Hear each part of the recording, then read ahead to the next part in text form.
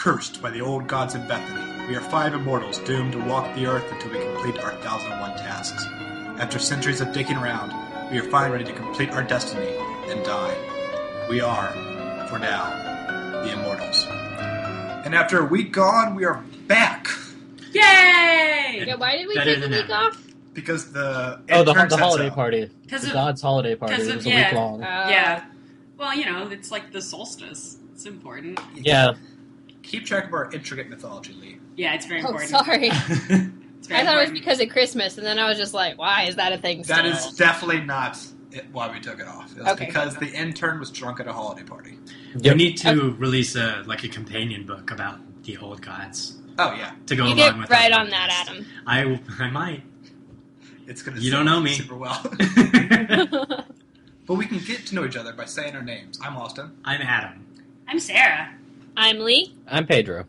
And every week we review one of the 1001 movies, albums, food, classical recordings, children's books, and TV shows you must consume before you die. We are now on episode 8, and this week the number randomly assigned to us by the old gods is number 603, which means Good number. I think so. Yeah. Because 3 is half of 6. Can we not talk about numbers, please? That is when our viewership goes down so bad. But it comes back up, though. So the movie we're going to review this week is The Man Who Fell to Earth. And the album is Opus Dei by Leibach. The food is Coppa Piacentina. Yeah, sorry, I'm having trouble reading because it's in Italian. Coppa Piacentina, which is food, and it's delicious. Woo! The classical recording is Prometheus by Alexander Scriabin. The children's book is Conrad the Factory-Made Boy by Christine Nosliger.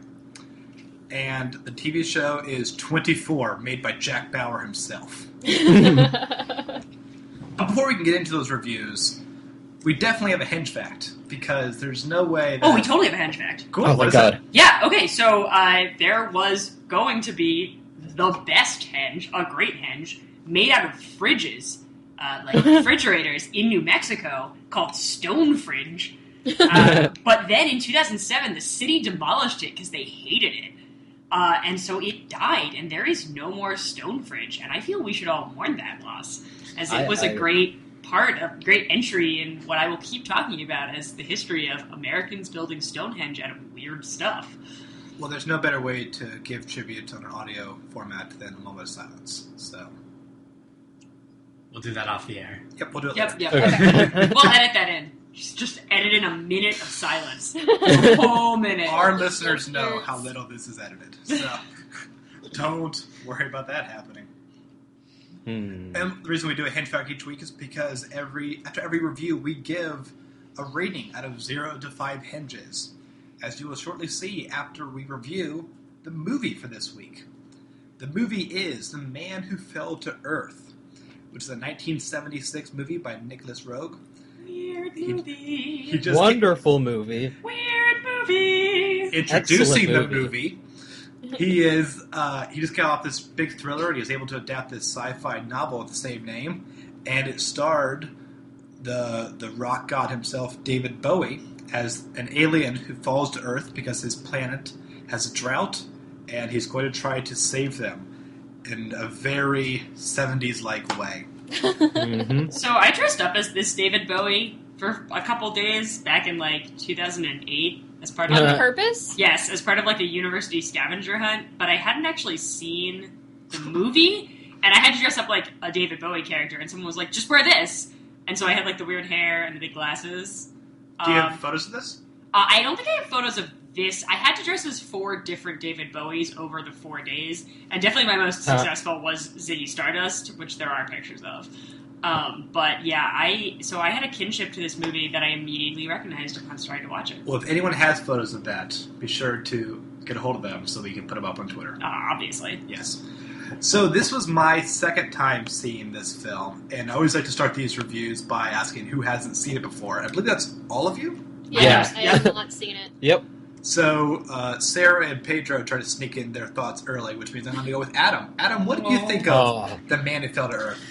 It was a chore to watch it for me. Yeah, did not like it very much.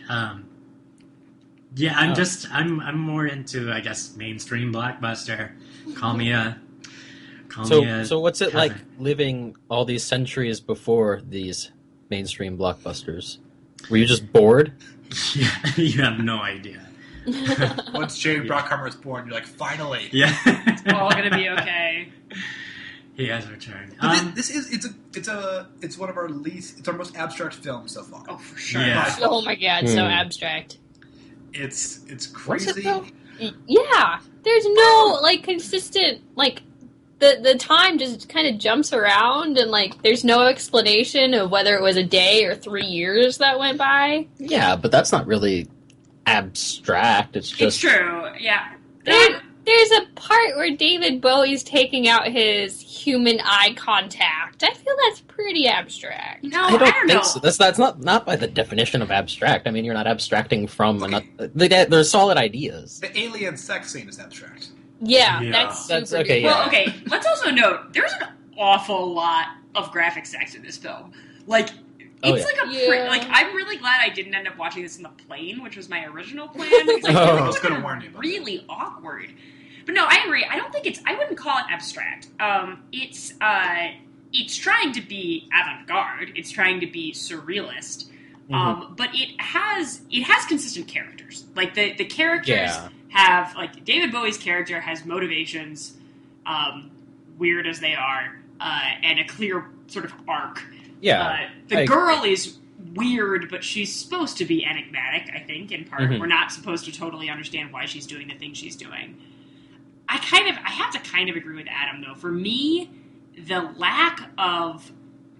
My feeling was, like, every time the movie hinted at some plot they were going to follow through on, whether it was about the idea of aliens bringing patentable technology to Earth, which, like, that's an awesome idea, or, like, you know, the breakdown of this alien living on Earth, and, like, watching him fall to pieces, or a government conspiracy to capture him, all of which figure at various points in the film. I wanted to watch a whole movie about that, and instead it was a series of unconnected... of vignettes I felt weren't connected thematically or in terms of their message. So it ended up feeling more like, let's make a weird movie about a lot of things, instead of let's make a weird movie. I'm all for weird movies, and I think David Bowie is awesome. I would have loved to see any of those individual films. I guess to me, because when you described each one of those parts of not being full, the second you said the phrase, I thought of a real richness to each one of those plot lines. Especially the idea of the patentable alien technology, which is how he comes in, he basically says, I need a ton of money to Buck Henry, who has the great name of Oliver Farnsworth. Yeah, that was such a great And he's name. a lawyer who'd retired, and he said, like, this is going to be $1 billion opportunity for you. And he takes the gamble. 300 million, Austin, come on. I was inflation. Sure. Sure. What was kind of impressive was that Lee already mentioned that how time moves without anyone recognizing it entirely. Since David Bowie doesn't age, looks the exact same from beginning to end of the film, I really enjoyed seeing how much of an influence his inventions had on an unexpected world. Yeah. And so when you have... It's rather impressive, even with Mary Lou, who is one of the dumbest and strangest characters you'll see in a movie. She is just very... It comes to a point in the movie where... When you say dumb, do you mean she is a dumb person, or do you mean you thought the character was dumb? I think she's a dumb character. Okay, so you think the character is not the character is worthwhile. not intelligent, not the character is not worthwhile. Oh yeah, the filmmakers intended the character for her has to a be... very specific purpose in the movie. I think it's just she's crazy. Okay. But you have her using this new music that is being used. It's all through globes. That was cool. So you have these things that even she is just organically using. You see gas stations all with this. You see all of his things spread so quickly, and this movie was made in 1976. I saw the same thing happening here. Like, everyone knows how to use an Apple product. Wait, when was this movie made? Sorry, 1976. 76. Okay, so I definitely when I saw this, I was like, Elon Musk might be an alien. Oh, sure. Yeah, it's a concern I have. Oh my gosh. I regularly think that celebrities are aliens. Tilda Swinton being the top of the list, but that's not in here. Well, this was the best Tilda Swinton performance in a movie she's not in. It's true. It's definitely true. Yeah. It's definitely true. It's very strange, but I think it's a rich film with all those things. It's almost all going on in the background. You have a character who's almost not invested in a lot of these things, or when he is, he gets very distracted by the temptations of Earth, of alcohol, sex, frivolous entertainment. Yes. TV. I loved having TV lumped in with those. I thought that was awesome. That was cool. I agree with you completely, Austin. I liked this movie a lot, and I think it was not a chore to watch. It was almost like it was just a crazy ride to go through. It's like what is happening? Okay, what's next? I was really curious and enthralled, and I wanted to know what would happen to these people. If he would make it to his planet, what would happen with the lawyer? Crazy Mary Lou? Just everything about this movie, as crazy as it was, spoke to me. It was in the very fun time of film history when, like, the 60s and 70s where things just kind of went nuts. It was for nuts. sure. It's very 70s. Like, the movie honestly could not be more 70s if it tried. Like, everything about it is just all about all of the things that people are worried about in the 70s. It's all about, technology. It's all about, sex and whether it's okay to have free love or not. And it's all about, it's just... you couldn't be more 70s. And yet the government trying to stop all these things from right. happening. Oh, yeah, no, it's all of those same 70s paranoias. It really, it does bring you back to that world in a way that I do. Like, I was kind of down on the movie before.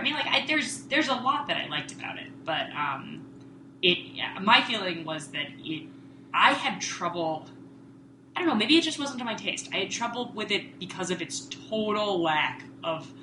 I didn't feel it was linear, and I often found myself sort of honestly not following exactly what was going on. And again, like, that's one thing in a very sort of avant-garde experimental film where I don't care about the characters, but I actually kind of cared about these characters, which made it which made it kind of annoying. I don't know, that was just me, maybe. I want to get to that in a little bit, but Lee, I want to hear some of your thoughts. David Bowie's really dreamy. Really? Really? Oh, yeah. Yes. I thought he was kind of lanky. And... No, oh my gosh. Oh. No, I agree with you. He's a beautiful man. No, there were definitely, he definitely had his moments. Like, there were definitely a couple, like, damn, that is a weird-looking lanky alien dude I would totally bone. But mostly, I thought he was just a weirdo. No, like... weirdo, yeah. Well, yeah, but that's kind of, like, right up my alley. Weird British lanky guys, so... Learning things about Lee. Wait, so why'd you come... Oh, yeah, Bethany. Yeah, Bethany. You could have just stayed in England. No, she told me otherwise. But anyway, no, I have to go in the, like, chore to watch camp. Like, it just... Like, I was doing something else the entire time, I'm not gonna lie. But even then, like, I still felt it difficult to pay attention, and, like... I felt like I had ADD watching it, even in the moments where I did, like, purposefully sit and stare at the screen. Like, I still had problems watching it and paying attention. Oh, with me, it was the exact opposite. Like, I had a bunch of windows open, and I was expecting to be like, oh god, now I gotta do this. All right, well, whatever, let's get it over with. But then, just from the very beginning, I could not take my eyes off the screen, and I just sat there and watched the whole thing. I loved it. I will say, in the difficult to watch camp, I think earlier on, because the character we haven't talked about yet is Nathan Price, played by a young Rip Torn, which is always strange to see. And he is a very cynical...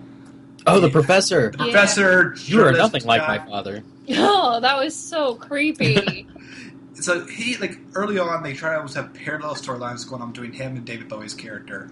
And early on, I felt it was awkward to kind of go, why are you cutting back to this guy screwing co-eds all the time? There's a really weird thing going on here I want more focus on. Although I think he does pay off more at the end, I think earlier on, structurally, it's a bit tricky. Well, his very first scene was mostly just to introduce the technology. Yeah. I didn't quite understand exactly what was going on until that scene, because when they pull out the film, and I'm like, wait, did she just pull that out of the camera? Yeah, I was like, don't do that! Yeah. They messed something up in this movie. They did that wrong. Film isn't in color. Oh. Yeah. Wait. And then it all clicked. I don't know, I just feel like a little bit more explanation about things, like, would have been really nice. Just, like, couple seconds here or there, be like, oh, I haven't seen you in 5 years, or look at this cool new technology, or like just something stupid and simple like that. I say no to that. I disagree with that. Well, no, I guess I see what Lee is saying only to the sense that, like I said, some of these plot lines I thought had so much interest that went beyond David Bowie is a weird, lanky alien dude. And I felt like sometimes the movie leaned back onto that artsy concept instead of, like, really diving into, like, okay, like, yes, it's cool that technology has pervaded everything in the world, and I think they do a great job of showing that. So, what? Like, why are our characters degraded by it? Are they uplifted by it? Like, where are we? And I don't feel like the movie, because I think it lacked focus, I don't feel like the movie picked a plot line and just went, this is my point. Yeah, because all of the, like, vices that David Bowie's character falls into, like alcohol and sex and TV, are things that have been around for at least, 30, 40 years at that time. Well, alcohol and sex have been around. Have been around. As the newest of the things, and it's still been around for a couple decades at that point. So it's not like saying new technology is ruining us, but it's not really saying old things are ruining us either. I don't know. It lacked focus in its message. I think the technology... Go ahead, Austin. Those two connect to me a little bit because the vices that kind of hurt David Bowie's character is kind of what's distracting everyone else from what's happening as well.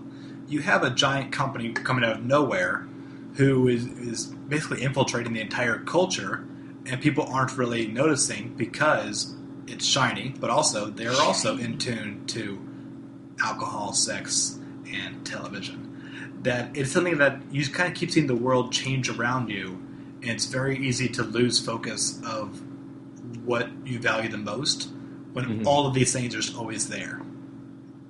Yeah, I was basically going to say the same thing. Nailed it, Pedro. Awesome.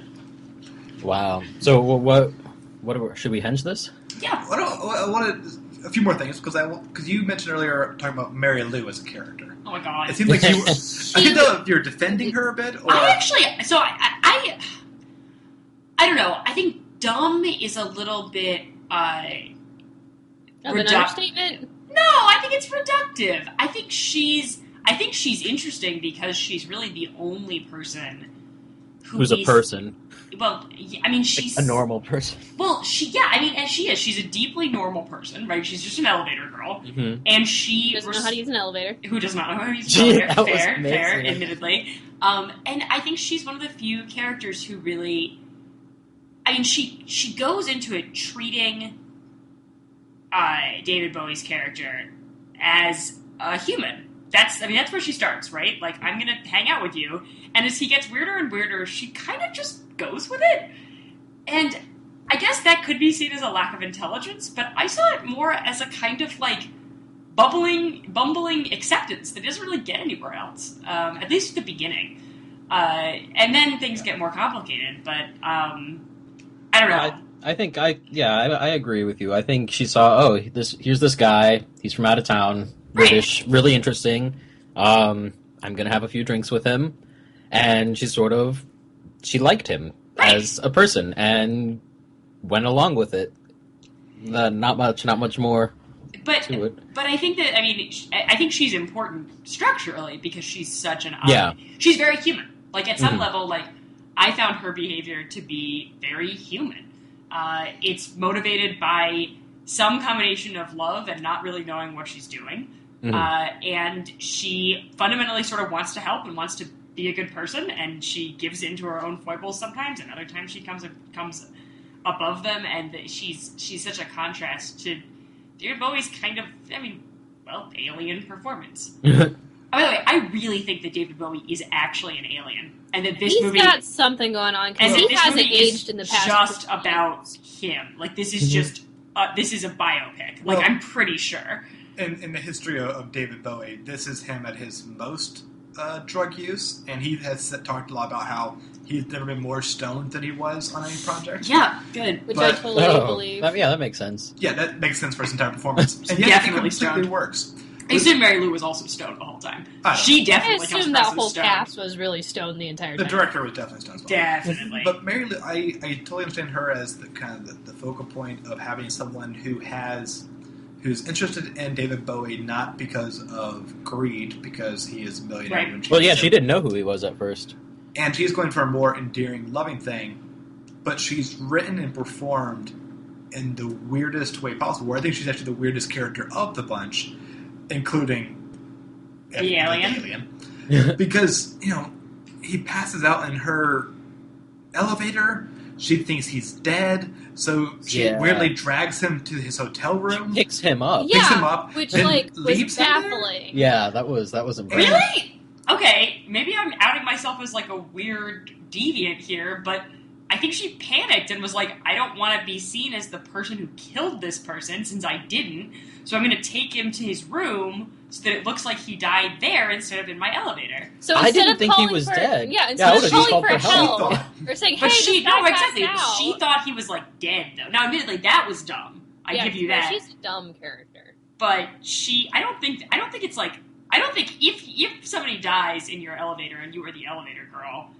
I think it's a relatively normal panic response to try and get rid of the body. But then to tell him once he wakes up that she basically was abandoning his body, and then abandons her job and just gets really drunk in front of him without him saying very much at all.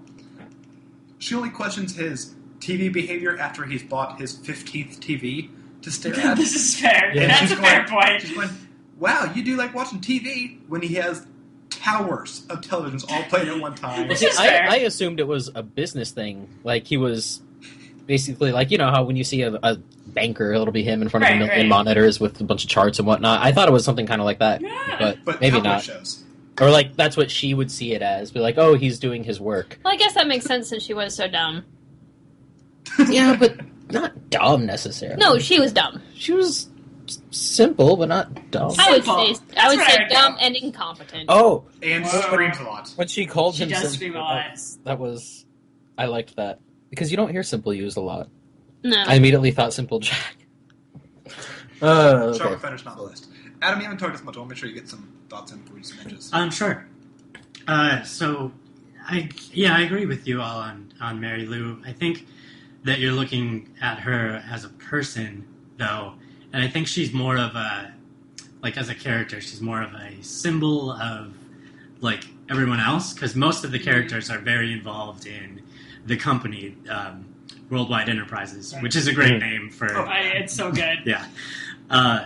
And so, like, just her love for David Bowie, I think, is just kind of how we feel about technology. We just kind of go along with whatever they give to us, the technology makers, the patent holders, whatever. So... What is David Bowie's character's name, anyway? Thomas Sussex. Thomas Jerome Newton. Jerome Thomas Newton. IMDb said Thomas I think it was Jerome Thomas. I think it was Oh, no, you're right. It was Tom. Yeah, that's right. Because she called him Tommy. Right. Newton. And she is a good, what you're saying about kind of the symbol, she is a good, then, compare and contrast with Rip Torn's character. Because of just, he is very much someone who, along with Farnsworth, really just sees him as someone who generates product. Yeah. Oh, for sure. Even when David Bowie tries to get a little bit closer with those two, more Rip Torn than Farnsworth. Right. Because he almost just sees Farnsworth as a business partner. Yeah. It just is not the same connection because there's not any trust there, where there's oddly a lot of trust with Mary Lou, who tried to abandon his dead body. Which actually, it's a very But then genuine she's moment. honest That's about sincerity. it. Yeah. Then she's honest about it. I would much rather hang out with the person who says, hey, look, I thought you were dead, so I tried to abandon your dead body. Sorry. Than the guy who lied and said, Then the I guy don't think she was honest because she's an honest person, though. I think she was honest because she's dumb. That's fair. she's not very Is good it, at lying. is it being honest a certain level of being dumb now? Whoa. Ah. Wait, what? That blew my mind. No, it's... I feel like that's a philosophical question for another day. Yes. On our other podcast, Philosophical Questions, posed by Adam. I'll write it in the companion book about the old gods. Yeah, there we go. It's going to sell so well. Yep. All right, so let's do some hinges now. Pedro, how about you start us off? 4.5. Oh, wow. Oh, yeah. I don't know if I'm going to ever watch this movie again, but it was just so weird and fun to sit down and watch. Lee, If it's on in theaters, I would definitely go grab a martini and watch this. Martini fits. Mm. Lee, what do you give it? A 3, only because David Bowie's really dreamy. And also, his penis is out of the film. Yeah, okay. Yeah. But his penis is not dreamy. No, that was a really weird Flag on moment the flag. for me. That's 'Cause, like, penises in general. I'm all for, like, equal opportunity, full frontal, but that was just, like, so abrupt. That Okay, I was but also, oh, like, wait a second, there's I David felt like, Bowie. okay, I'm just gonna get explicit. Hey, if there are any kids listening, stop listening right now. They're bored as hell. I feel Oh. like the penises were not sufficiently erect regularly, and No, it I kind agree. of made me uncomfortable. Like, it was a lot of girls giving blowjobs to, like, Flaccid penises. flaccid penises, which is not how blowjobs work. No. And so, like, I was just looking at this, I'm like, on the one hand, I'm really happy they're showing penises, because mostly it's just lady parts, but on the other hand, like, this is not what sex looks like. Like, this is not how it works. Well, when David Bowie's penis is out, he's mostly just jumping around. It's Yeah. true. It's true. It was weird. Like, that whole, like, from the time he's, like, I don't know, kidnapped or whatever the fuck that is, to the end of the movie, I was just like, I have no idea what's happening. Yeah, I was like, I've rewound the movie a couple times to be like, what's happening? Alright, sorry, I went on a penis digression. We were in the middle of tensions. Penis 3. digression will also be another podcast. Lee says 3. 3 hinges. Sarah? I said 3.5. It was fine. 2.7. Oh, man. I mean, like, talking about it, it's good. It's definitely, like, it's good. It's just not entertaining. It's hard. It's just hard to watch for me. I had this number before anything was said. 4.5. I'm with you. Yeah! Yeah. I've seen this twice. I love this film. It's so uniquely bizarre Mm-hmm. and well worth seeing. Austin's got it. Pedro's got it too. Yeah. Oh, y'all. High five. This film it was on Criterion Blu-ray, but they lost the rights. So it's actually an out of print. Oh. Oh. That's But right. If you can see it that way, it's well worth it. But it's also be able to rent on Amazon and other places. You should definitely check it out because it's one of a kind. And speaking of unique visions and weird sounds, hey Lee, what are we listening to this week? Oh, we're listening to Opus Dei by Leibach, and oh my god, I've been so excited to talk about this album since I listened to it. Oh my god. Lee, I listened to this album. Let's just do a quick survey around the clock. Who's actually heard this one? Yes, I did. Adam, Pedro? Nope. And Sarah is shaking her head. It's okay. We only had an extra week to listen to this stuff. It's fine. You know, whatever. It's only a 45-minute album, but whatever. Yeah, it's fine. You guys do great. Whatever. Lee, what did we listen to? Oh my god, this is like the greatest band of all time. Okay, I'm a big fan of performance groups. Like, they take themselves as performance artists before they're musicians. So, like, Leibach is definitely up there now. Brett Domino Trio, if you know them from YouTube. And then Dion Ford, especially. They have these characters and they have these personas that they portray. It's not necessarily like their music that's great, but because of these characters that they act out, just makes it even better. So Leibach is definitely up there because they present themselves as these kind of fascist industrialists, and I don't even know how to describe them any more than that. They make me so happy. Fascist industrialists. Yes. Sounds Soviet. But okay, so they're from Germany. Well, they're from Slovenia technically, but when they do sing in a foreign language aside from English, they sing in German. That kind of presents a fascist Gotcha. idea. They also dress in very Nazi-ish uniforms sometimes. So, and they've been asked in interviews, like, why are you so fascist? And things like that. And my favorite response that I found from them was, we are fascist as much as Hitler was a painter. Wait a minute. Is this the group that some TV show or another was talking about? John Oliver, Yeah, yes. That's those Recently, guys. Okay. John Oliver discussed them because The North Korea thing. they went to North Korea and performed in Pyongyang for the 70th anniversary of the Korean independence from Japan. There's going to be a documentary about it next year. I'm totally going to see it. Pedro said, weren't they on some show talking about something, and you knew what he was talking about? Yeah. Well, because only one show talked about it. Yeah, they're not super duper popular. Yes, they're still performing. Yes, they're still making music, but they're not like as popular as they were when this album came out. Right, and this is the third album, second album? Third, I think. Right. I'd have to look that up. I didn't write that down for once. Wait, so what year did this album come out? This came out in 1987. Oh, okay, so right at the end of the... Yeah, so it's right at the end of the whole East-West Germany thing, so it kind of also, toys with that idea even more. It's like, we just got rid of this, why are you trying to promote it? And they're like, we're not, pay attention. So, but this album is particularly interesting to me, because they took a couple of Queen songs and they redid one of them completely, and then they've also used a lot of motifs from two other Queen songs, which I think is just also fascinating, because Queen is one of my favorite bands of all time. So the one that they, if you listen to the album and you know anything about Queen, it's like, oh, yeah, that's directly a Queen song. It's called Geburt einer Nation, which it translates to Birth of a Nation, tying it into last week's episode. In case you missed last week's episode, we watched a 3-hour racist silent film. Yay! All right, back to you, Lee. Birth of a Nation. But yeah, it's really interesting because the song of Queen's that they redid was called One Vision, and where is it? While you're looking for that, Adam, I'll let you go first with this one. What did you think of this one? Well, despite I'm on board with being a concept band. They sound like fantastic people. The act of listening to this album was rough. Yes, it was. Because I tried to listen to it because it's in German. And so I thought, do I not like this because I don't understand the words, because I don't understand German? But I don't think so. I think the whole package is just, it's repetitive, I would say, and industrial.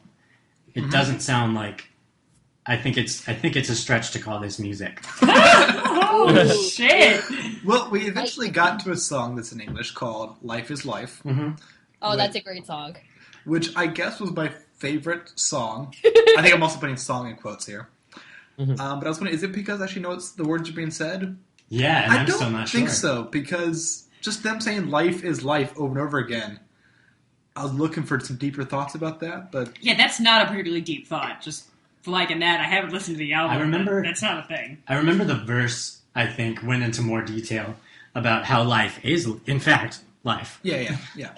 And it kind of made more sense. I don't remember exactly what they were saying, unfortunately, but that was probably my favorite song too. Particularly unpleasant to listen to. Yeah. See, I loved listening to this, but Why? I also spent quite a few years following Rammstein around, so I'm a huge fan of this German industrial heavy metal sound anyway, so do you probably dance why. to it, or do you... I don't dance to anything. I don't know, I'm trying to figure out why I would listen to this. I don't know, for enjoyment? I See, I really enjoyed this. And, to tie in Rammstein, they were asked one time, how do you feel about Rammstein stealing your sound? And they're like, well, we don't really believe in the idea of stealing ideas, so they can sound like us if they want to, and we're just going to sound like them because that's how it works. Cool, I like that. Yeah. They sound like fantastic people. And they've redone a Rammstein song as well, which made me chuckle.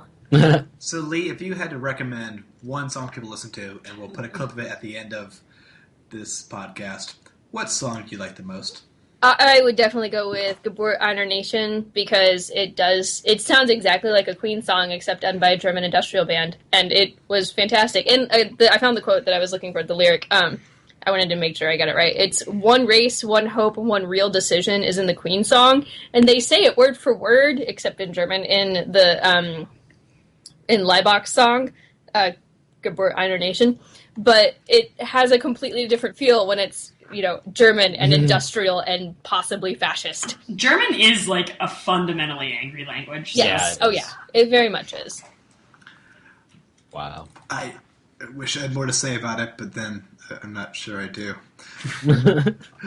Lee, how many hinges do you give this? 4.5. I would definitely listen to this again, and I listened to it probably 4 or 5 times in a row earlier this week. I absolutely loved listening to it. And I was listening to it and looking, I was like, and Wikipedia said, well, in the LP, it's these 8 tracks, but then the next 3 tracks are from the previous album. I go, well, I actually thought, do I want to hear 3 more tracks? Does that count for this article? I don't know, but I just listened to them anyway. Which is why I give this 2 hinges, because it had some creativity in it, but... It's so good! Adam, what do you think? They sound like fantastic people. So I'm going to give them... You have to be interested in their documentary about going and performing for Kim Jong-un. Oh, we're going to definitely talk about that once it airs. He's going to give him 1.5, isn't he? He's going to give it even less. No, 2.1.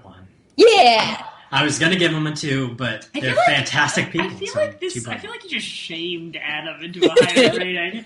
No, They're so interesting and fascinating, and I highly recommend you guys, reading more you guys about can't them. see Lee right now. She's jumping out of her seat, so excited. Love this band so much. They're my new favorite band of the moment. but the actual music is not good.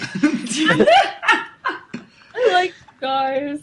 So this album, it's a bit trickier to find this album. It wasn't on a lot of typical places, but you can listen to the whole album on YouTube, but always look for legal ways, I suppose. Or wait, they don't believe in stealing. They don't believe in stealing. Yeah. Stealing! That's why I didn't feel guilty listening to it on YouTube. Never mind. Okay, so next up we have the food. Food! Oh my god, we get to eat now. Yes. There's been I've been eating the whole time. Well, whatever. You're not eating the actual food. So the food today is Coppa Piacentina, and like many things in this podcast as we go forward, it is impossible for us to actually eat Coppa Piacentina because the American government is the worst. Which is so Coppa Piacentina is a protected Italian not brand, but kind of food. Most European nations have a system to in some way protect this, and so it has to come from basically Lombardy area. But we do have 2 different Coppas in the style. This is Coppa Picante, which is similar to Coppa Piacentina. It's the closest we're going to get in America, which is going to have to be good enough because we're Americans. And also, we don't want to get horrible food poisoning, which is what our government is protecting us against by refusing to allow the import of such meats.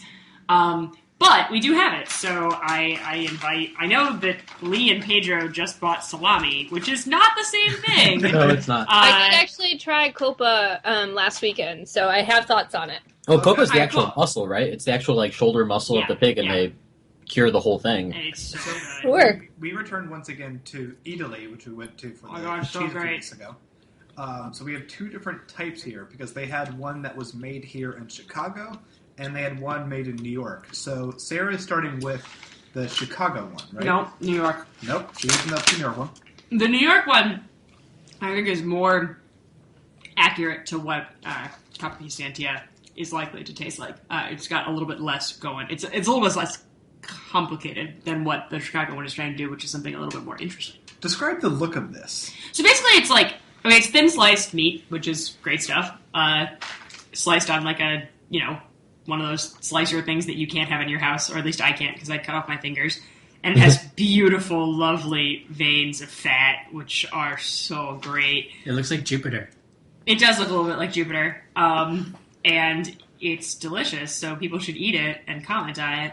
So this is going to be interesting again, because this episode might go down as the ones that Adam hates everything, because Adam throughout the centuries has been an off and on vegetarian, and right now in 2015, you're on. I am a vegetarian now, but I will try it. For real? So Yes. Awesome. It's not the first meat you've tried. No. Or is it? No.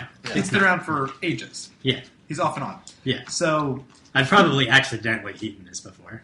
I don't want a whole piece. Okay. I'm just gonna have a little bite. Well, you gotta get the fat part though. So This is like what I think he's trying to avoid as a vegetarian. This is There. a big piece. All right. that is not a big piece. Let the record show that I have given Adam a piece that is maybe like It's the 2 size of inches- Jupiter. It's 2 inches by 2 inches square. Let the record show that he's morally against this. I mean, that's fair. I'm just saying. So I'm not really curious about Adam. I'll eat you. I'm fascinated to know Adam's reaction. I have thoughts, but also I'm gonna keep eating this because it's delicious. Those are my thoughts. It's rubbery. It's drier. No, it's just Yeah. So, I mean, right, like any cured meat, so it's cured pork. It's got a serious bite to it, which I love. Not a serious bite, like it's not But like, got some it's flavor not to blow it. your socks off if you're actually a spicy food person. But like, there's heat, which is nice from a European food. The fat is the best part. There's like, you expect it to be rubbery, but it's not somehow. It's tasty and 'cause it's cut too thinly to get rubbery. If it was thicker, it would be, but Is it smoked at all, or is it just cured? it's just cured. It's so yeah. It's I love this. It would go great on a sub, particularly next to some like nice mild cheese. They could cut the spice. It'd be lovely. And we do have some cheeses to try with it once we try That's both true. That's times. true. Oh right, yeah. There's the other one. Adam, you have the same face you've had the entire episode. A vague dislike. Yeah. So, what do you think right now? I mean, This one has even more fat. it's fine. It's fine. Yeah, I mean, I do have the the part of my brain that's like, don't eat this. This is a really bad thing that you're doing. Oh no! So, You did it. I'm not going did to it. eat this in front of you. Yeah. I'm sorry, Here's Adam. how bad- no, it's fine. You're facing Sarah right now with the table set up, and she's just smiling. And I'm happy. sorry. I'm an unrepentant carnivore, and I realize that that's morally reprehensible, but I don't care. No, I would mean, note it's- that the Chicago-made Coppa that we have, which is so fucking good, is very fatty. Adam, I would actually honestly recommend you not eat this one because I think it's just like if the fat bothered you and the other one at all with the texture, this is just going to make you very sad. But it is even bigger, more delicious ribbons of delicious fat of deliciousness that make me so happy. Oh my god, we have so much of this. Yeah, we do. They're unfolding it like an envelope. There's just a lot of it. But no, I mean like Coppa's great. It's a ingredient in your classic Italian sub. You go with generally you go with Coppa Cola or hot Coppa and some salami and some ham and it's good stuff. But eaten alone, it is also great. It would go great with wine. It would go great with cheese, and I am a huge fan. We have some cheese here. I'm going to have some of this Chicago style. What cheeses do you have? Well, we have something that the Italy people recommended to Austin, and he bought, which we have not tried yet. But I see that it has goat's milk in it, which will probably mean I don't like it, which is Castelbebo. And then we also have Lucerne Dairy Farms provolone cheese slices. I like that. Provolone would probably go really well with it. I actually agree. I think it's going to go best, but Ha.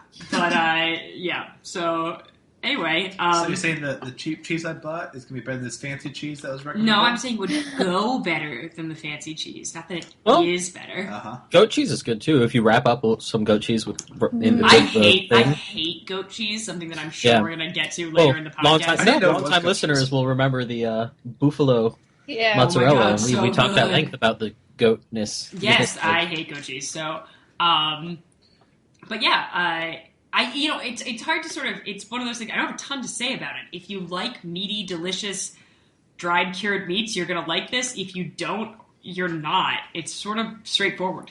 I've had this with cheese and crackers. I think it works a lot better than by itself, just because it's so thinly cut, but it's just so dry. It works better with other things, which we keep saying a lot to this podcast. Because Oh, for sure, they're more for sure. ingredients than actual like the entire meal. But this is But it has some really good flavor, both kinds. I think I actually prefer the New York one a little better. Yeah. Because the Chicago one's a bit it's all fat. fattier and a little bit greasy is another word. It's just Well, fat. it's fat. I mean, it's just straight everywhere. up fat. Yeah. Straight up delicious ribbons of fat. Adam's going to throw up on the podcast. I'm sorry. I'm really sorry, Adam. I feel bad about this. No, I'm fine. I mean, I've had long stretches of eating meat, so Okay. I'm fine. You went to a barbecue place before coming over here. Yes, I So did. shall You got a veggie burger. but I got a still. veggie burger, You but walked into there. yeah, it smells like delicious meat in there. So the smell is still delicious. The smell is actually still amazing. No one hates the smell of bacon. They just hate what happened to the pig. Yeah. That's what I just don't think about because I'm morally reprehensible. It's gonna happen anyway. Oh, man. Let's not have that debate. That's another one of our podcasts. Different podcast. A companion book. Shall we henge? I mean, Yeah, I feel henge it up. hengeable. I'll give it a 4. It's not my favorite food in the world, but it's good stuff. I give it a 3.5. I'll probably choose different meat to kind of have with meat and cheese, but like the flavor. Putting my vegetarianism aside, I think it'd be really good on with a charcuterie. Yeah, that's definitely It is a charcuterie, isn't Yeah, it? I mean, it's definitely good to eat I with don't know use. what a charcuterie is. You just said a word. No, I mean, Cold Adam cuts is, of cured meats, basically. I mean, Adam is But- absolutely on right a without board. knowing what the fuck he's talking about. But it's on a board with Yeah. cheese and Yeah. sure, crackers and Stuff stuff. off. Yeah. Well, yeah, I don't yeah. think the board is a necessary part. No, it is important to have it on a board. That's what I thought. Yeah. So 3.8. 'Cause the taste was good. If I shut off that part of my brain, just shut it down. The vegetarian rated it higher than I did. Yep. Well, now, Pedro, while Yes? we continue to eat meat and cheese, Oh my god, meat. enlighten us with some classical music. Enlighten. Wow. Okay, I'll try. Yeah. So this week, the From the classical gods recording themselves. is Prometheus. The full title, Prometheus, The Poem of Fire, by Oh. Alexander Scriabin, Russian composer. I think he's Russian. Yes, Russian. Early 1900s. I think the 1910 was when this came out. Short piece, maybe 20 minutes long. Which means very- we all definitely had time to listen to it, right? Because we had a week off. I listened Oh, to yeah. it. I did. Man, wow, I'm really shitty. It's okay. You participated well last time, so I'll forgive you for now. Don't give a thumbs up on the podcast. Don't do it again. Pedro, go ahead. It's a very dissonant piece, which means a lot of notes that don't meld together harmonically.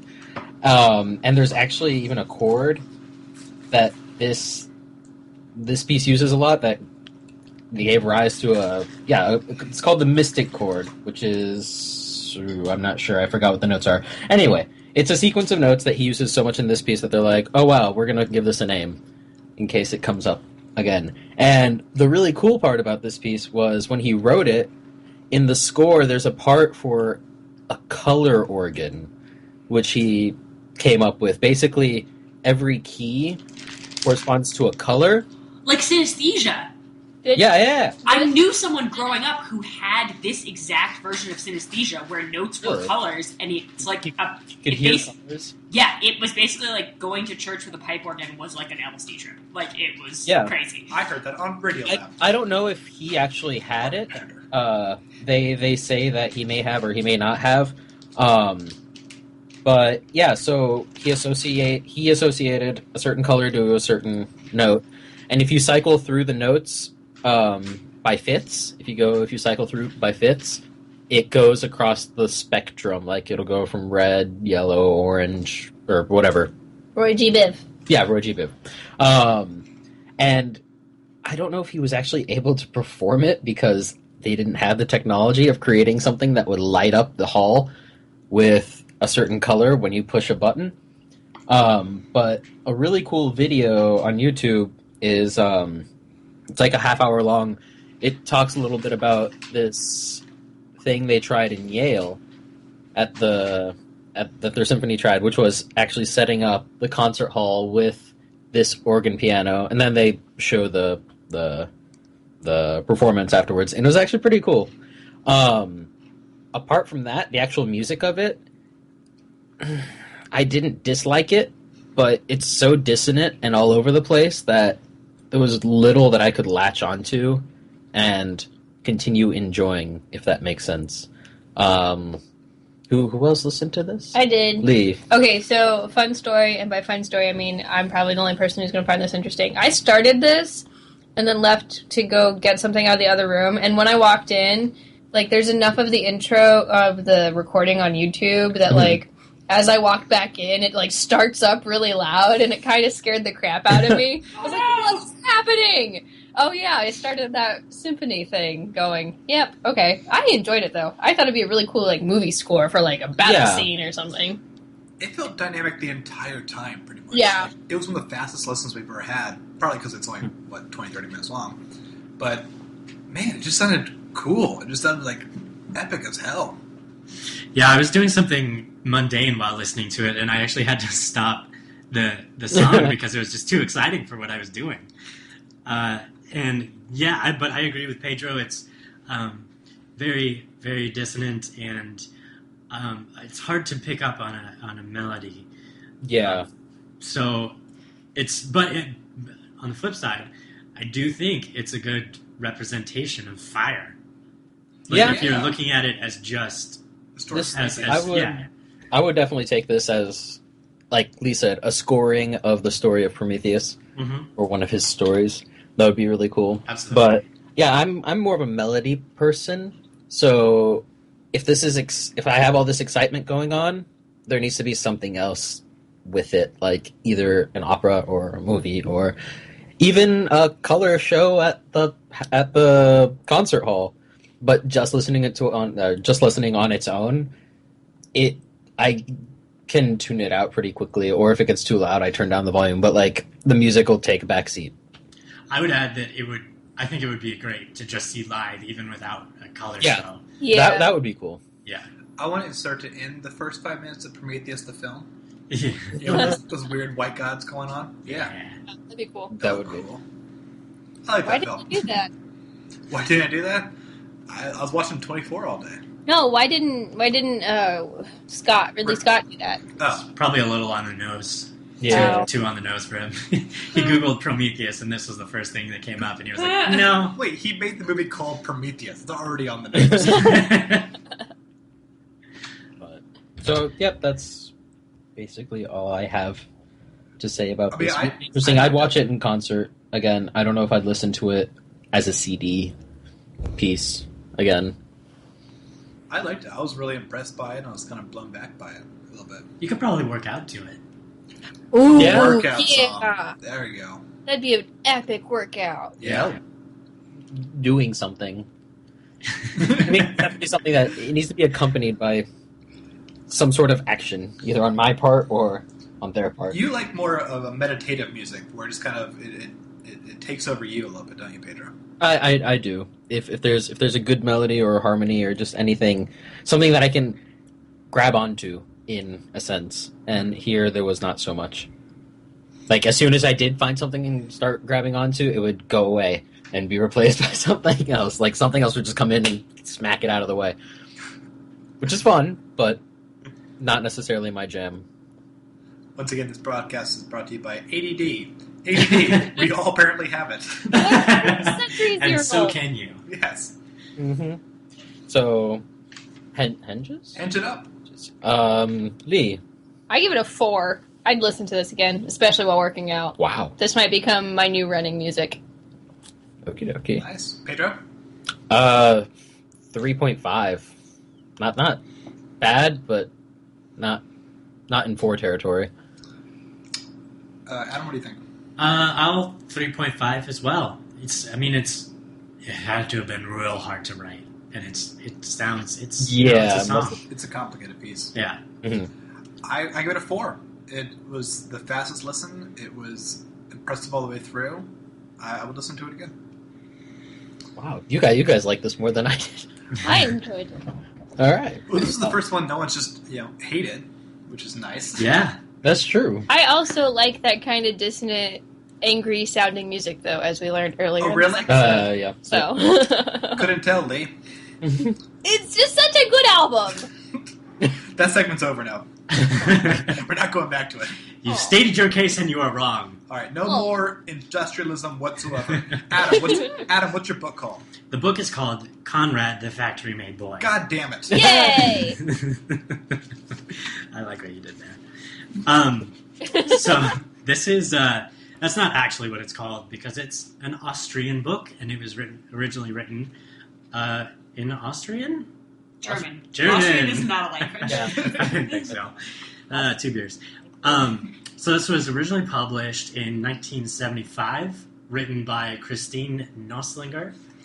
And she is apparently Austria's kind of crown jewel of children's book writers. She's won the Hans Christian Andersen Award, which is super prestigious as far as children's novel writing goes.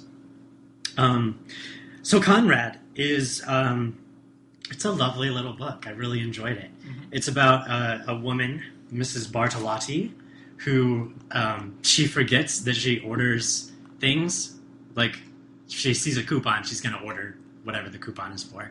So she receives a big tin, and it turns out there's a boy inside that she mistakenly ordered, apparently.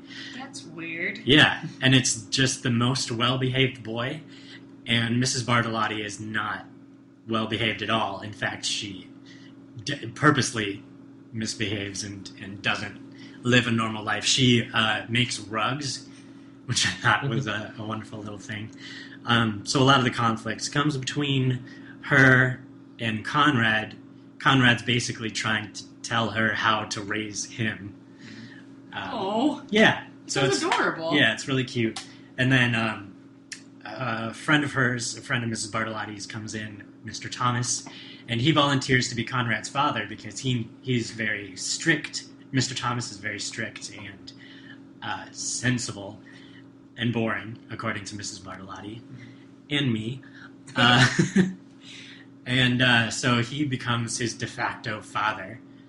And yeah, I don't know. Like, most of the action happens in the last 20 pages, but I don't want to ruin it. No, we're not going to go there. I also read this book, and this book was really fun. This was a charming book. It was really funny throughout the whole book. It actually had a whole lot to say. I kept thinking about all these things that are playing out with this element of this story. It did remind me a lot of AI, the Steven Spielberg film, but without any of the melancholy. I was going to say, because that movie is kind of dumb. But it has the idea of, like, you purchase a child as a finished product. It is to fulfill something, much like a pet. It's like you buying an already trained dog in many ways. And since this whole purchase was an accident, Conrad, who is very articulate and very understands how and what he is, he knows what a 7-year-old boy is supposed to be doing according to society.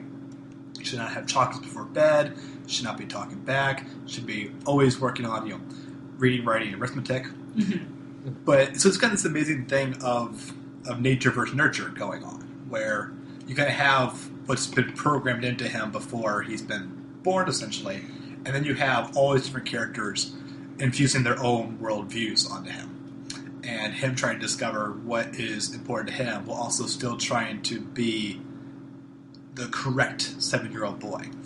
And there's a lot of humor in that, not like, because Conrad is a blank slate of a character in many ways. He's very determined about what he wants to do, but it's Mrs.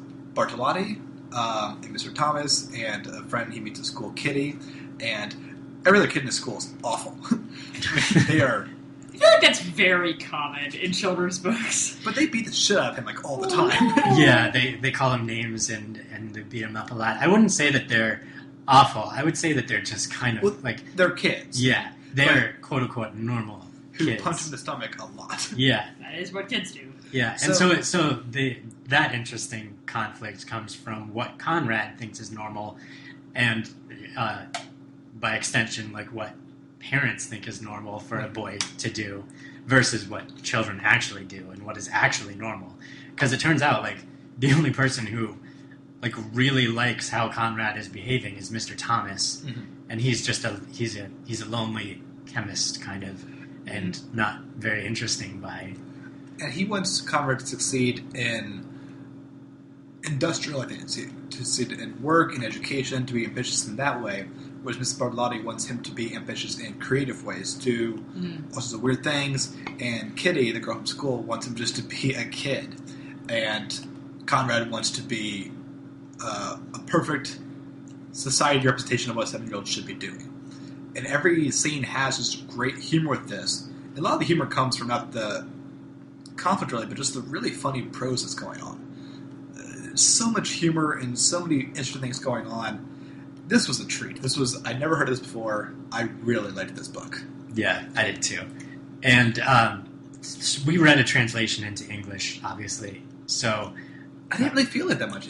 No, absolutely not. Either it was really easy to translate, or the translator was really talented. I actually thought it might have been a British book just because of how yeah, it has a very Roald Dahl kind of dry sense of humor. Yeah, absolutely, and it's very. It sounds like proper. a Roald Dahl book. I could see Roald Dahl writing this book. Yeah.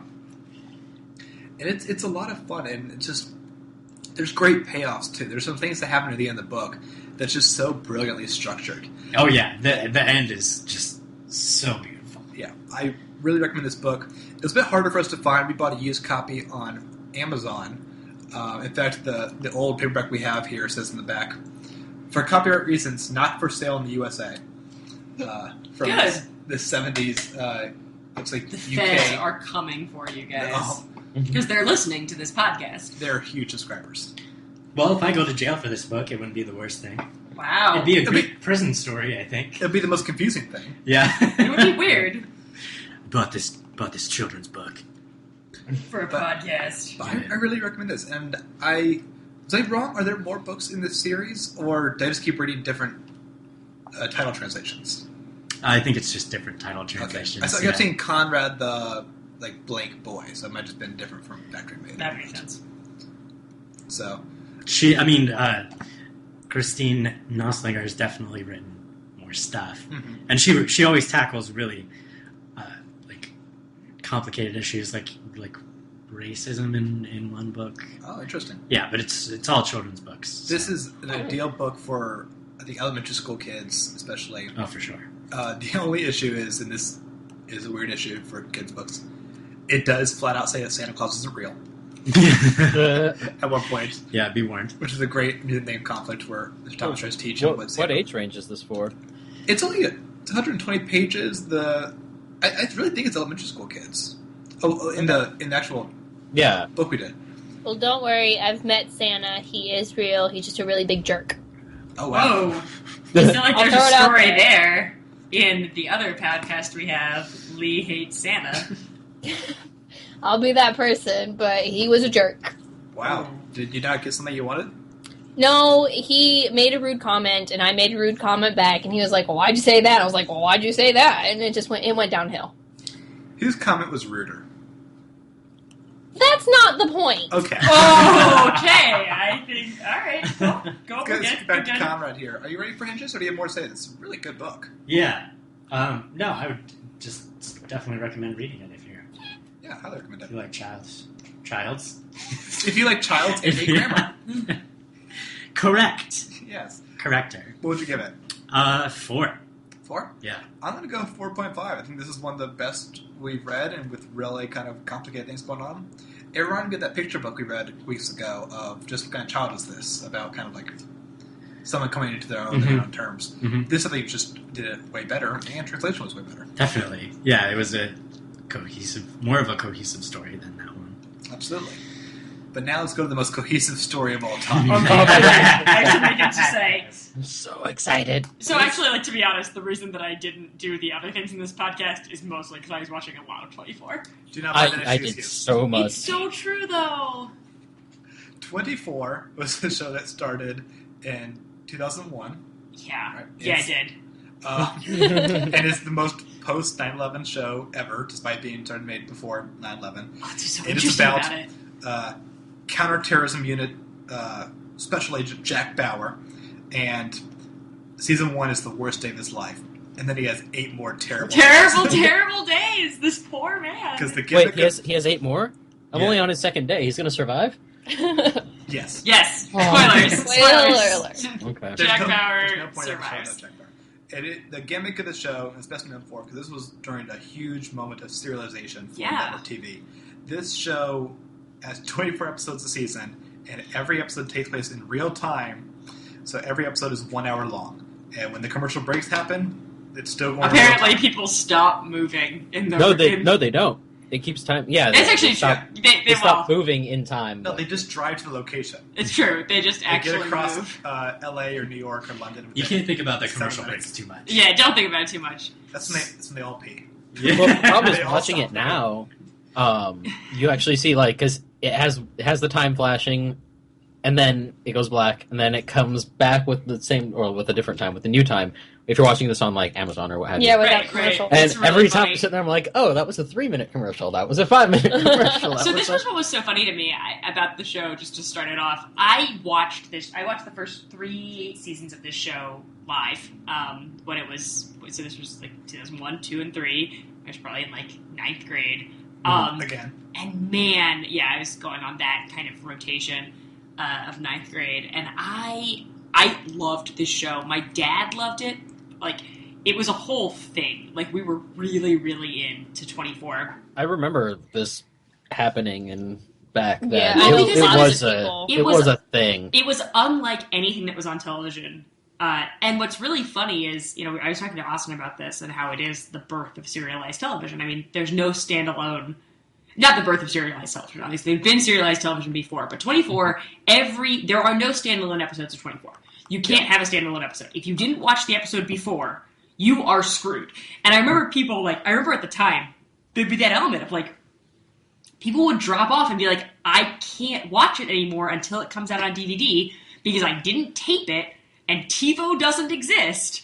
So I missed one episode. And I missed one episode. And so like, I remember like, I guess like, they would start playing like, they would start doing like mini marathons, right? So they'd play like the one before airing the new one, or they'd play it on off weeks, or they'd do marathons on weekends. And you would have to like I remember them at one of the seasons actually doing like the first 6 episodes as a marathon on a weekend. And you had to sit there during the hours that it was on and watch it because that was the only way to watch it. And it is so funny in binge era now how much it doesn't quite work. Like, it's just... Yeah, I was going to ask about that with the commercials. Are you actually, like, holding your seat in suspense? Sure. No, I mean, there's a huge moment in season 1, which I will not reveal, but is huge.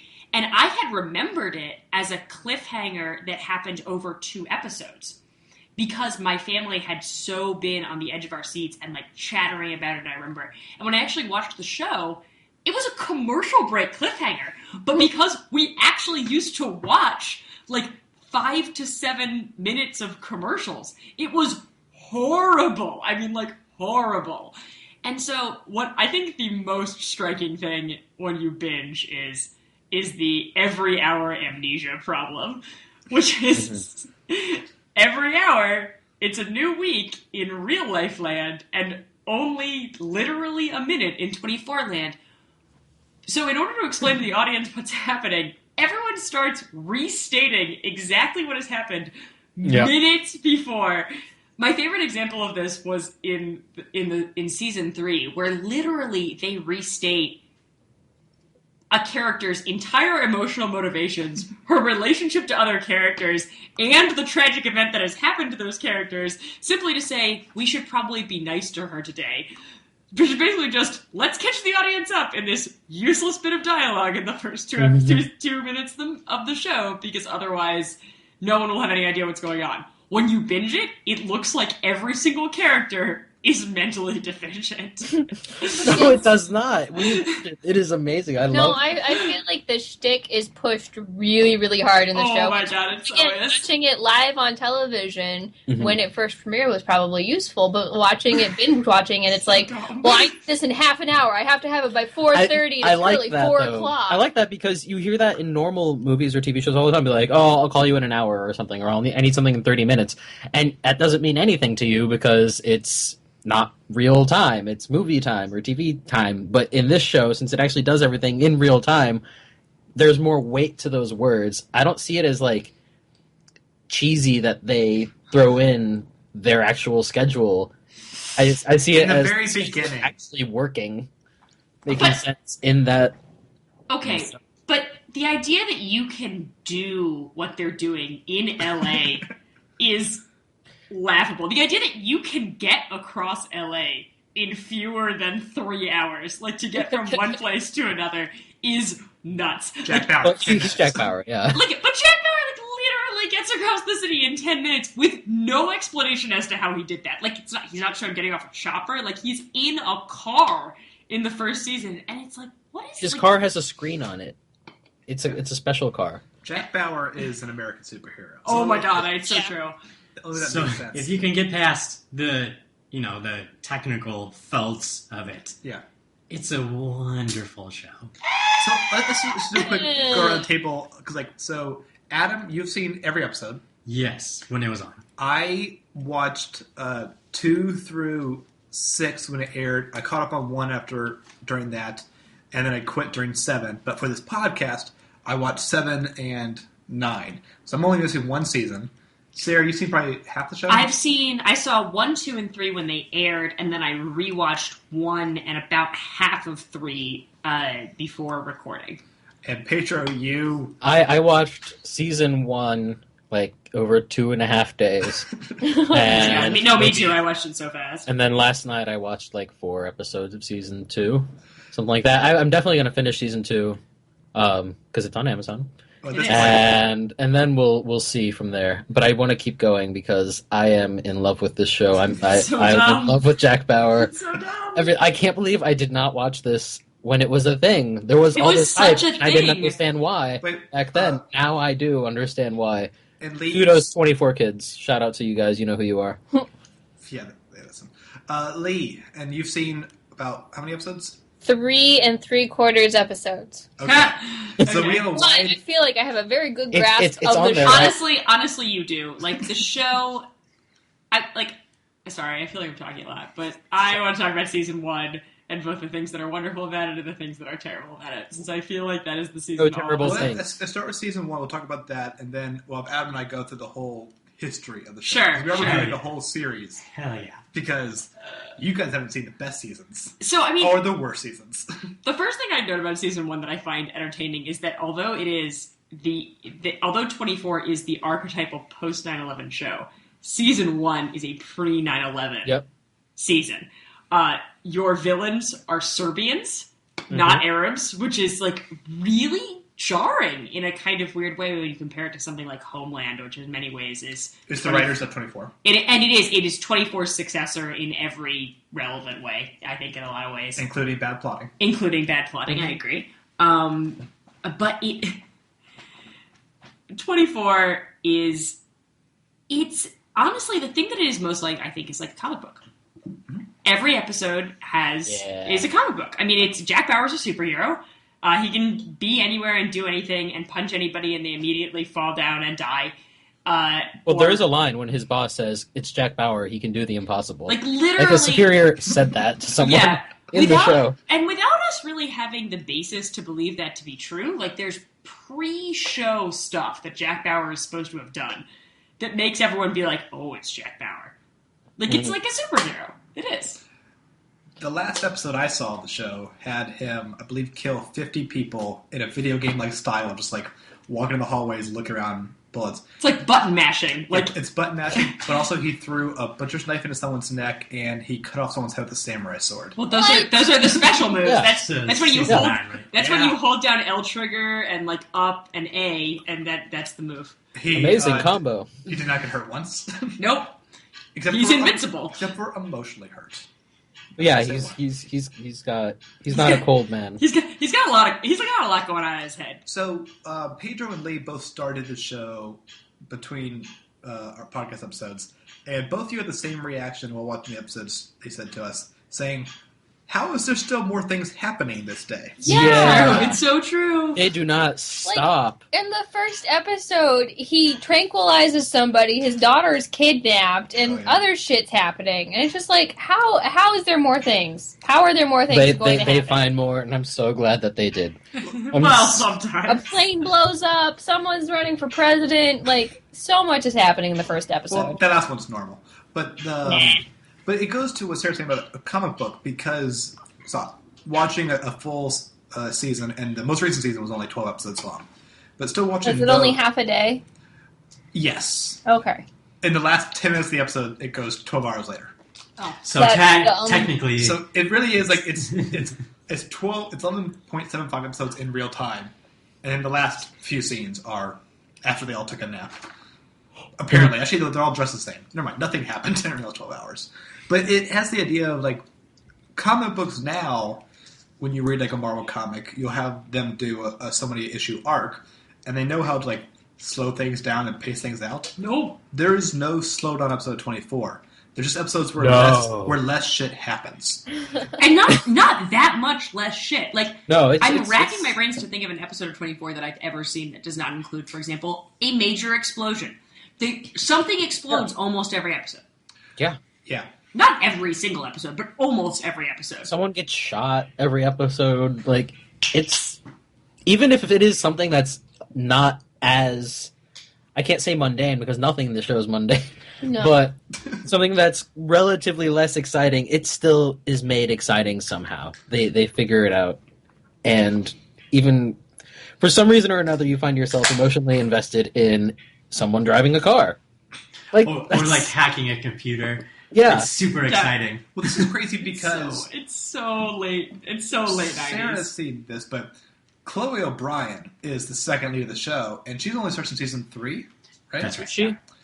We haven't seen her yet. Chloe O'Brien is played by a great comedian who's now starts in season 3. She is basically Jack Bauer's Robin, in that she is... she always looks constipated. She's just a very focused hacker. Yeah. And none of the hacking makes any sense, what she's saying aloud, but screens flash open, and she got the schematics, and now Jack Bauer knows where they all are, and it all got information. Because it exists in this weird fiction world where everything happens in a 24-hour window. Like, I mean, right? Like, I mean, in reality, hacking is a very real thing that is absolutely part of our counterintelligence, but you can't do it in 5 seconds, right? It takes days to come Turns across out it these takes things. 90 seconds. I believe it. It was going to take an hour, but then, Chloe, I need this. Okay, Jack. Okay, I found it. Oh, that's my favorite conceit of the show, is what you've just said. Like, somehow just someone sounding desperate on the phone will cause another thing to happen. Like, damn it, Kim! And suddenly everything is fixed. And what's impressive is that the entire run of the show, Kiefer Sutherland plays Jack Bauer. It's such a ridiculous movie. He doesn't go down his performance. I don't think he's the most nuanced actor, but watching seasons 7 and 9 this week, when he's saying gibberish, if he needs the override thing and he needs to get the schematics to figure out where Tony is to do this kind of thing, I'm just like, you're still giving it your all. I mean, it's a silly all, but you're doing it. No, I'll give the show that. Like, it does not have a sense of humor about itself, and I am okay with that. Like, there is a plot line in season 1 that, for no reason, a character gets amnesia. And you could say that's a dumb thing, and maybe purely a way to pay this actress who's clearly contracted for 24 episodes, even though the thing that makes the most sense for her character is to drop out of the next couple episodes. Like, you could be cynical like that, but the show is like, no, for real. She got amnesia, and it's tragic. And let's dwell on that for a second. Like, they are like, they just, every time you think they're going to laugh at themselves, they double down. And this leads to the downfall of the show in many ways. Because the show insists on having so many things happen at once, and they're all the exact same setup, where you have Jack Bauer single-handedly stopping terrorists. You have either CTU or the FBI or British CTU. Doesn't make any sense. But it's the same government agency, and then you have White House officials or political officials, and then usually a plotline involving the terrorists themselves. And also usually a family plotline. And so, these are all happening at the same time, but the show doesn't always know that some of them are more interesting than others, and some of them might be terrible. So even in the best seasons, you have a character who should be focusing on the fact that America might be under attack 17 times today, but instead he's really worried about his wife looking at someone else. And that is supposed to have the same drama of minute-to-minute focus as Jack Bauer just jumped onto a boat, and he now has to figure out where to go and who to kill.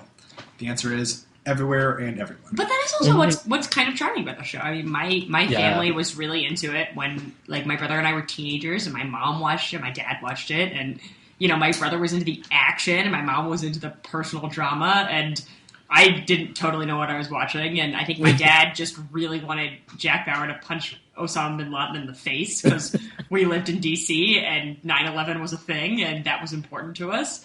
And like, we all watched it, and it was a hit. It was one of those shows that was just a hit. And it was hit for a long time. And even when it ended, the ratings were still well. Fox wanted to keep going. Yeah. They were just clearly exhausted because season 7, which I watched, I quit during that season, but watching it this time, it's horrendous. It is a terrible season.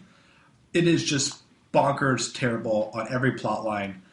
And one of the things that happened to the show is also the politicization of the show. I mean, it becomes, in many ways, a voice for the Bush White House and some of what's going on in terms of our conversations about torture. I mean, Jack Bauer starts torturing a lot of people, starting in seasons 2 and 3. And the show is a lot of the show that I've watched sporadic episodes in 4, 5, and 6 as well. And a lot of what the show is talking about is about how that's okay! Well, season 7, he's literally a part of a Senate committee that said you can't do that. And then he leaves the Senate committee, gets picked up by the FBI, and then he goes torture someone for information. And it always works, right? I mean, like, it always works. Well, that's also 2 minutes. Right. But Adam, you've seen every season. Oh what are the highs and lows for you about this show? Definitely season 7. I don't even think about season 7. That was so beautiful. Yeah. So I went back, when we got this assignment, I went back and watched season 3, because I remember not liking it very much. And that was, I watched season 2 and season 3 each in one day the first time. Because I was catching up to where Jesus. it was. Yeah, I had the 24 experience. Good boy, Adam. Yeah. And did you watch it in real time? Like, did you take commercial breaks? No, it took 16 hours. Yeah. So that's fair. So you have to get to season 5 because that is the best. I agree. Season 5 is incredible. So can you skip? Yeah, can I just skip to it? You have to see. You definitely have to see the first season, and Can I read the Wikipedia page and then watch season 5? No. Okay, here's what I'm gonna do. I'm gonna read the Wikipedia page and then watch season 5. Okay. For everyone else, No, but what seasons are worth watching? Because I was just asked by someone, they found a good deal for all like 8+1 seasons or whatever. Basically, the entire 24 kit for a decent price. And they're like, "Should I buy it?" And I was like, "I don't know. I've only seen one season, and I love it because they're asking me this because they saw me for a day straight just lying on the couch watching 24. And they're like, "You really like this? Should I buy this?" Pedro, the answer is yes. Have them pick it up immediately. Okay. So I would say, through various degrees of dumb subplots, the first 5 seasons are pretty good. Season 5 being the best by a long shot. Mm-hmm.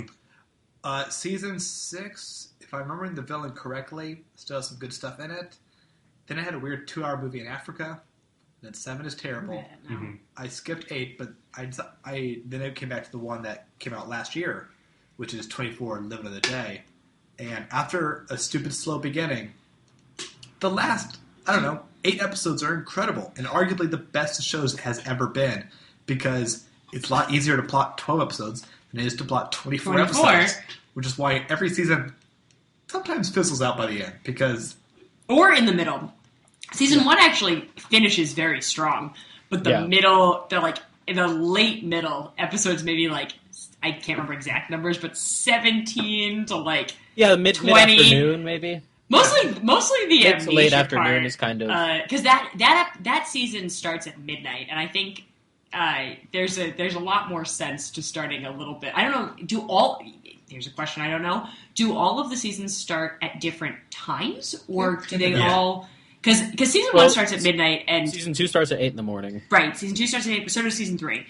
Okay. It's just kind of there's no rhyme or reason. But season 1 starts at midnight, and so there's sort of like a oh my gosh, it's the middle of the night feeling to the beginning and to the end, and the middle is it's daytime and nothing's quite as scary anymore because it's sunny. I think it definitely made more sense starting it early in the morning. 8 in the morning was a good starting time, I think, for the second season. Also because the whole time I'm sitting there thinking, wait, we started midnight the night before, which means the last time they woke up was right. And then oh man, this sucks for these people. Yeah. Spoiler: no one sleeps. No one sleeps. The mom falls asleep in the waiting room, in the ER waiting room in episode 4. Oh yeah, the daughter takes a nap on a bale of hay. Also, whenever someone goes to sleep in 24, you should keep your watch out because it generally does not go well for them. Just call it that. Mm. No one should ever sleep. No one sleeps. No one goes to the bathroom. Yeah, no one pees. No one eats, and no one also complains about it. There's truly a lack of meta humor that could have easily been there. I know, and I love the show for that because if it were made now, it would be annoyingly self-referential. But it was. This season came out last year. I know, but and I love that it's not that. But it is so straight-faced. Where if you made it now, it would be so winky, and it's not. But I like that. I like how serious it is. I think it needs the winkiness to counteract how dumb it is. But no.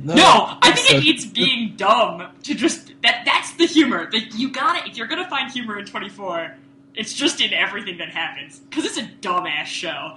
It's super dumb. Oh no, the intro thing with where it makes the number 24, just the little beeping and the lights. That's like a huge aphrodisiac for me right now.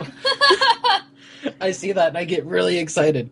Last night when I was watching a bunch of these, I got you may know I have a pocket watch now, which is really cool. It's an automatic little windy watch, and that's sitting next to me, and I can hear it clicking. And having that element watching this show was awesome. Just watching this super excitement going on, this never take a moment to pause, with a clock ticking in the background, literally tick tick tick tick tick tick, while there is actually an element of a clock in the movie or in the show. They're on a time limit for everything. It was, oh my god, the experience is amazing. I want to go home and watch 24 right now. Me too. I'm sure you do, Pedro. Oh. Adam, I want to hear some more of your thoughts, because you watched it all live. You just have to suspend your disbelief. You watch the show for Jack Bauer, because he's an amazing character. I think Kiefer Sutherland was... He is dreamy. Nominated for... Yes. That's he's not dreamy. He is sexy. Like, he is push you against the wall. He's my new Indiana Jones. No, not at all. No, he's different than Indiana Jones. No, he's my new Indiana Jones. Pedro's in love with Indiana Jones. Okay, fine, but they could not be more. He's my new Harrison Ford. As sexy characters. Oh, yeah. Is like a different kind of sexy. It is a different kind of sexy, but I like it. Or if you're not really into how he looks, I'm totally off track now. Hold on. Well, Jack Bauer, what I was amazed by with watching the seasons again, because I was worried that my image of the show became cartoonish. Like, I remember all the crazy Jack Bauer moments. I remember just how ridiculous it is. But watching the day-to-day episodes of a really bad season and a really good season, there is such an admiration with his patriotism that the show goes for many presidents, because years do go by through 3 seasons. Many? It's 9 seasons, and years sometimes take place between. Yeah, between season 2 and season 3, there's 3 years. Yeah. So that's just how American law works. Jack Bauer could have changed it. No, because he's not allowed in most Congress buildings. But even when he's really angry at a president, he still respects them so much. He never ever calls them by their first name versus the last name. It's always Mr. President or Madam President. Yeah. What? Ooh. Yeah. Stop spoiling things. There's a woman president. There's a black president. So ahead of its time. Yeah, Allstate gets nominated for elected president. There's that is the Allstate guy. It's the Allstate, David Palmer. He's great. There's respect to that, but there's also a very strange thing where Jack Bauer is always right, 100%, but he hates the process to prove that someone should be right in the situation. So he's never waiting for the evidence. He just knows his source is good, and he believes his source is good, and then will do everything he needs to do it. Well, I think him believing it makes it so. Exactly. It is in a superhero-like environment where Superman didn't fact-check anything. Superman just ran over where Bizarro is. That's what Jack Bauer does. So, weirdly, Season 7 is super against due process. People keep asking for lawyers, and then they say no, and then they torture them. This happens 4 times in the season. Boo! But they actually were terrorists. So because it's a weird thing, the show goes, I know this is what the law is supposed to be, but the hindrance will stop being evil. So there's no real nuance. Which would be fine if it wasn't being used in the middle of the Bush years to support terrible, terrible things. It's just a very strange thing. So Jack Bauer is always right. So sometimes in the drama of, is Jack gone too far? The answer is no, because Jack Bauer. This is a world where Jack Bauer is always right, and I wouldn't say he's always right. He sometimes makes really questionable decisions, but he always does, in the moment, what's right for the country. America. the country. He always delivers. He says the phrase, innocent people will die at least 40 times in season 7 to make the point of, like, I need to go do this because innocent people are going to die. And at this point, I think 300 innocent people had already died that day. Well, yeah. It's a bad day. That was a really bad day. I always feel bad for him in the first season when he says, this is the longest day of my life. Because I'm like, oh, honey, you're just so young. Like, you don't even know. So, I think we need to cover up this discussion. Yeah, we get our episode. And I'm going to say that it's kind of a conflict for me because I am missing one season. I don't know if we're going to catch up on it because season 7 was just so terrible. I don't know if their next season will be better. Them having time off was a good idea. And also a shorter season. But to have a show ultimately with a legacy of super fun dumbness and also really, really, really bad lows, but still super fun, that's what a 4 hinge is. 4 hinges. All right, Pedro, how many hinges? 5. Whoa, man. You just went there. 5. More. 5 plus. Wow. Pedro likes the show. I haven't seen this terrible season 7, so I'm going off of season 1 and maybe a third of season 2. No, not a third, like 3 episodes of season 2. But 5 all the way. 5 plus, 5.2. No, you're getting a 5. You're not going higher than 5. Adam? I know that I have some nostalgia with this, so I'm going to give it a 4.5 because I think it's just overall a really solid show, and it did a lot for TV, and Jack Bauer's my hero. I'll give it oh man, I will admit to really enjoying this show, but I also feel like I shouldn't. And I feel like there's good reasons for that. I'm going to give it a 3.7. No! There's things about this show that are bad and should feel bad, both in its embrace of torture and its sloppy ass plotting at various times involving amnesia and other things. So yeah, I'm gonna go with 3.7. Lee? From what I've seen, I'll give it a solid 3. I feel like if I caught it on just TV having a marathon, I would definitely sit down if I had nothing else better to do. There would be nothing else better to do. I don't know, there's some things like work that are more important. More important maybe, but not better. Okay, before we finish, I realize this is weird, but I have something important to ask the Chicago people, which honestly, Austin, you can cut this if you want. This meat, the Coppa that we've had, smells like feet to me. It smells like, it tastes delicious, but it smells like when you stick your nose in a shoe. And I want to know if anyone else agrees with me. Can you please check? Yeah, it smells bad. Okay, but does it smell like feet? Like, just smell it and see if you agree with me. Do you agree with me? Or am I crazy? Yeah, no, you're right. You're absolutely Am I totally right? Yeah. I don't think it smells that great. It smells like... But it smells like feet. Like, it smells specifically to me like gym socks. Like gym socks, yes! More I guess, sockish than feet is. Yeah, that's true. It smells like gym socks. Okay, I'm really... Do you change your rating? No, I actually am more impressed that this food that tastes so delicious also really smells exactly like gym socks. Anyway, I just really need to bring that up. I thought it was really important, and, like, I just think it's hilarious that it smells like gym socks. But it does not taste like gym socks, which is good, because they're gross. How do you know what gym socks taste like? Shut up, Pedro. Don't lick your face. Okay. Got a face for radio. Is it him? Oh, is it him? Hey, intern! Intern! It does smell like gym socks. Adam's drooling. It smells like gym socks in here. Okay. I'm not... How's it going, buddy? Okay. How's the holiday party? Are you hungover? Yeah, I think so. Can gods get hungover? Apparently. So are you hungover? Because you're in Adam's body, and before you were drunk, because Adam was drunk? So what part of you is hungover if Adam's not hungover? All of it. His soul is hungover. Your soul is hungover. Everything. Yeah. Is it... Austin, this is your apartment. Can you turn the lights down? Nope. One setting.